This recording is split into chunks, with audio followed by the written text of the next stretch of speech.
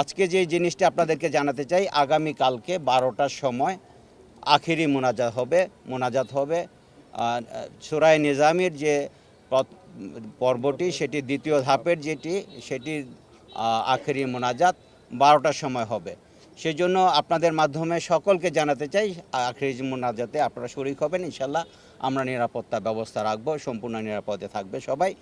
আর এইবার আমরা একটি জিনিস করতে চাচ্ছি, সেটি হলো যে আমরা তো আগে যে যান চলাচল কিছুটা বন্ধ করে দিতাম, ডাইভার্ট করে দিতাম। আমরা যতটা সময় পারি যান চলাচল সচল রাখবো।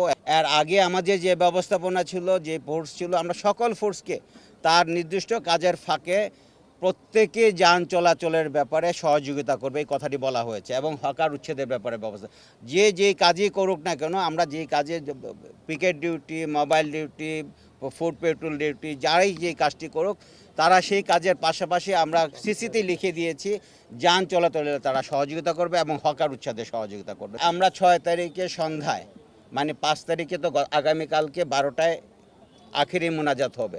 6 তারিখে মাগরিবের আগেই আমরা মাঠ সূরা নিজামে পুলিশের কাছে, প্রশাসনের কাছে বুঝিয়ে দিবে। আমরা সেই মাঠটি বুঝে নিয়ে আমরা একদিন বাফার পয়েন্ট রেখেছি, বাফার ডে রেখেছি।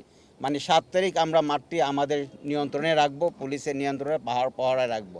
8 তারিখ আমরা সাদদের যে গ্রুপটি আছে তাদেরকে মাঠটি আমরা ঢুকতে দেব, তারা আবারও মাঠ সাজাবে, তারা মাঠে কাজ করবে। অনেক কিছু বিচ্ছিন্ন থাকে, ইলেকট্রিসিটি, তাদের ব্যবস্থাপনা, ওইগুলো তাদেরকে করার প্রস্তুতির ব্যবস্থা থাকে।